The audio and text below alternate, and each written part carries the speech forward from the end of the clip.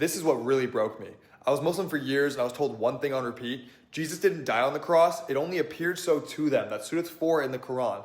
And I took that as fact until I studied history, not religion. And the deeper I looked, the more I realized everybody agrees he died except the Quran. And let's talk historians, not pastors, not Christians. Bart Ehrman, an agnostic New Testament critic, said one of the most certain facts of history is that Jesus was crucified under Pontius Pilate.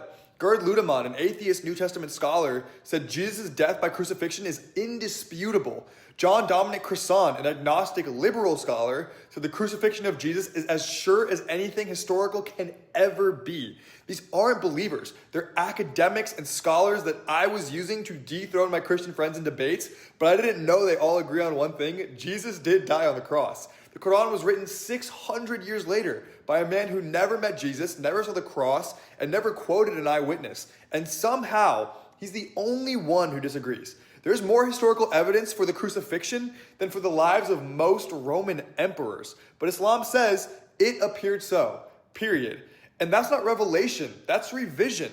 Because you can deny the cross, but then you have to explain why his disciples died for this message when they had nothing to gain, why the Roman records mention it, why early Christians, Jews, and pagans all agree, and then why his tomb was empty. Because the cross isn't just a symbol, it's the climax of God's rescue plan. You go back to the Old Testament prophecies written 700 years before Christ, Isaiah 53, where he was pierced for our transgressions, and by his wounds we are healed.